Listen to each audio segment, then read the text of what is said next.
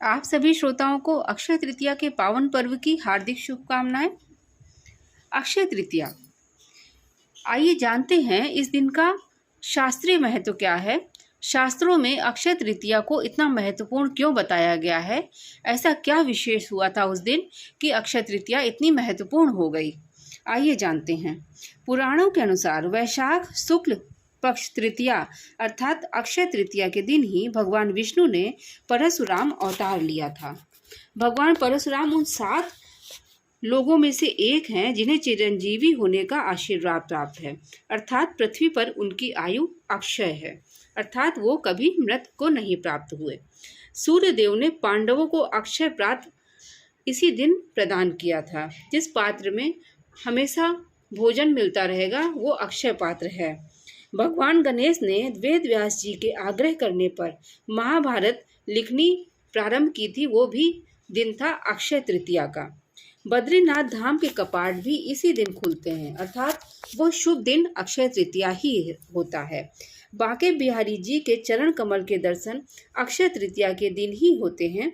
बाकी दिन उनके चरण कमल बंद रहते हैं, ढके रहते हैं। उनके चरण कमलों का दर्शन अक्षय तृतीया के दिन ही किया जाता है। इस प्रकार से अक्षय तृतीया का तो विशेष महत्व है। इस दिन कोई भी शुभ कार्य का प्रारंभ, जैसे गृह प्रवेश, विवाह, नए प्रतिष्ठान का उद्घाटन आदि मांगलिक कार्य करने का विशेष महत्व है। इस दिन स्वर्ण खरीदना शुभ माना जाता है। अगर आप स्वर्ण नहीं खरीद सकते तो माता लक्ष्मी की प्रसन्नता हेतु स्फटिक का श्री यंत्र खरीदें। स्फटिक की माला खरीद सकते हैं, कमल गट्टे की माला खरीद सकते हैं।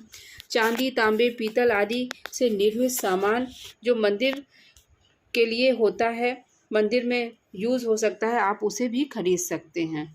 ज़रूरी नहीं है कि आप सोना चांदी ही खरीदें। आप इस दिन तांबा भी खरीद सकते हैं, पीतल भी खरीद सकते हैं। इन धातुओं का सामान भगवान के लिए वस्त्र, घंटी आदि खरीद सकते हैं। इस दिन हल्दी भी आप खरीद सकते हैं, विशेष महत्व है हल्दी खरीदने का भी। इसके अलावा आप यंत्र खरीद सकते हैं, श्री यंत्र, कनकधारा यंत्र, ये सारी चीज़ें आप खरीद सकते हैं। अक्षय तृतीया का शास्त्रीय महत्व भी बहुत है और ग्रहों के अनुसार ऐसी ऊर्जा होती है इस दिन कि आप कोई भी कार्य करेंगे तो उसका फल अक्षय होकर प्राप्त होता है। तो इस दिन आपको मंत्र जाप भी करने चाहिए, यंत्र का निर्माण भी करना चाहिए।